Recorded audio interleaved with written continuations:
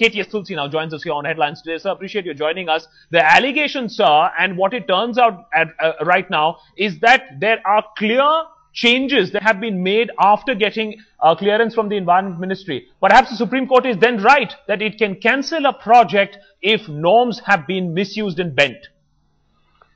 You see, these are only oral observations. And an exchange of observations is only to determine, to understand the controversy.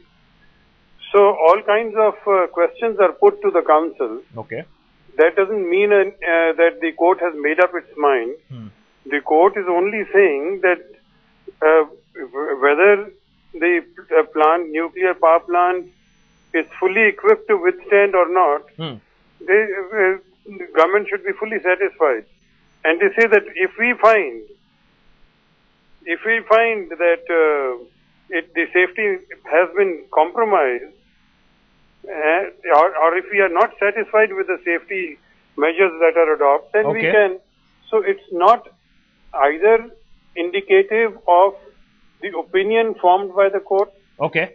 It is only stating that we would like to be satisfied that all safety measures have been adopted. All right. Appreciate you joining us here, Mr. Tulsi. E.S. Sharma also joins us, sir. As somebody who knows the power sector, what I want to know from you is that can it be possible that environment clearance is blatantly misused? Because what is being alleged now in court is that the fuel was supposed to be exported out of Russia into Russia after use, that the water was supposed to be used from a dam and not from the sea. The temperature of the emitted water was supposed to be 5, now it's 7. Is it true that the court can then take a very hard view if these norms have been bent, sir?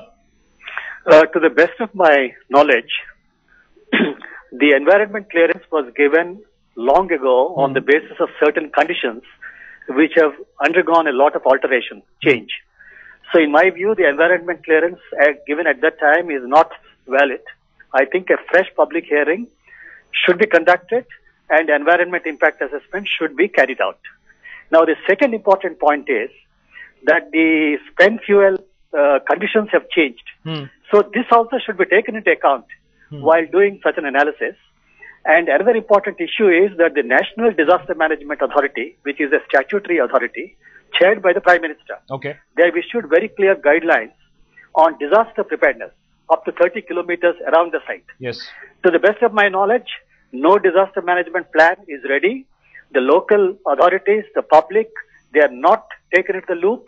You know, under the disaster management plan, they have to identify shelters, hospitals, telephone numbers, home contact.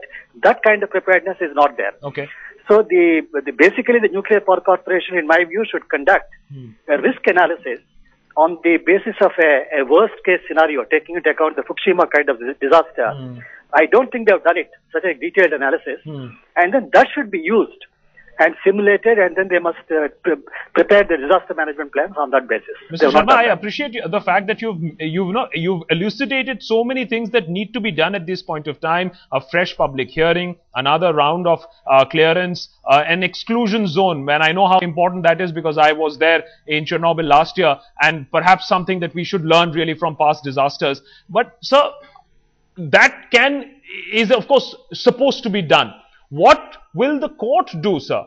Do you think that the Supreme Court can take a very harsh view? Because the language that we heard from the court was very severe, that we can shut this plant down if we come to know that norms have not been followed.